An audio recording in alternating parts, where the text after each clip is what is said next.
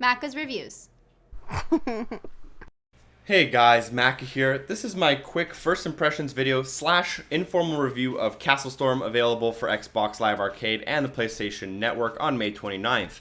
So I have been playing the game for about a week and I do really enjoy it. I'm going to kind of explain what exactly is CastleStorm. So CastleStorm has a lot of different types of aspects to it. There is an Angry Birds style of ballista shooter where you can kind of aim on your own and shoot ammo either at another castle or directly at enemies. On top of that, you can spawn a hero on the battlefield almost at any time, and it becomes a side-scrolling hack and slash type game. And while this is all happening, there is a lot of strategy going on. You're managing troops, you're managing some resources, and in between rounds, you're managing your upgrades. On top of all of that, there are also like magic spells where you can use to kill enemies or revive some of your personal troops. But to buy these upgrades, you'll be using gold. Now, to earn gold, you need to complete your objective, your bonus objectives. Obviously, playing on a harder difficulty will get you better gold. And there's also some other factors that do play in. But with this gold, you can just straight up buy a ton of upgrades, and they all really help. There's a lot of variety in this game. There's the few tower defense type modes in the campaign. There's some levels that are just hack and slash. There's boss battles, and then there's the main mode, which is castle versus castle. In this mode, you have your own castle, and there's obviously an enemy castle, and there's two ways to win. You can either choose to destroy an enemy castle by using your ballista to hit it with various types of ammo and bring it down to rubble, or you can choose to open the front gate and try to run their flag back to your base. Obviously, the enemy's trying to do the same to you, so you might want to watch out. And some levels do pertain better to capturing the flag versus destroying the base, so there is a little bit of strategy involved in deciding how you plan on winning.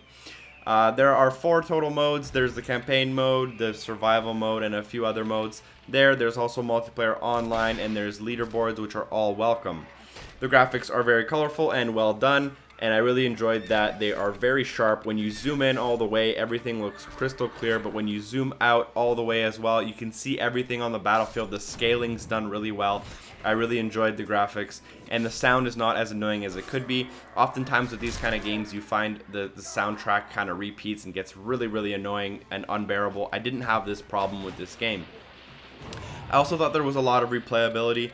In my opinion, upgrading your ballista and all the different types of things you can upgrade, I found myself personally returning to older levels and trying to beat them on harder difficulties using my new equipment, and I found a lot of fun in actually trying to do that, playing easy levels with really good equipment. I really enjoyed the replayability factor, and there is quite a bit.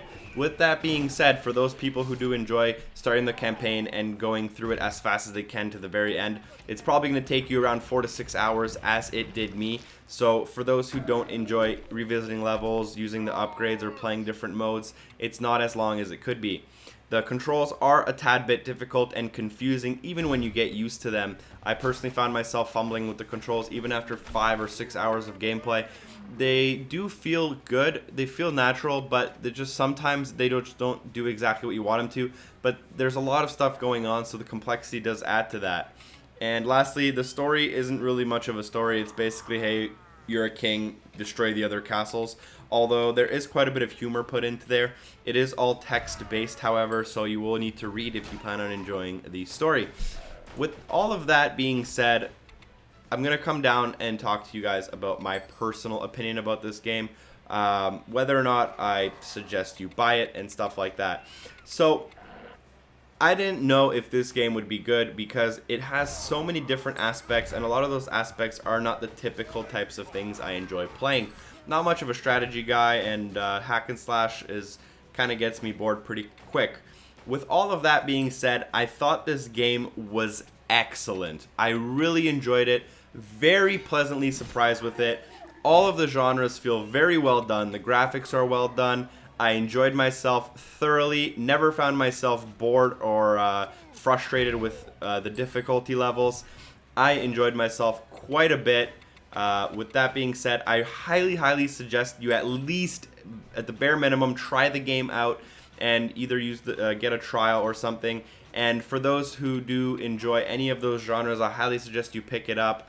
And again, try it out if you're not sure about it. But I really really enjoyed this arcade game, and I hope you guys can also enjoy it. So thanks for watching the review. I hope that did put some insight into the game for you guys, and I'll see you in the next video. Peace.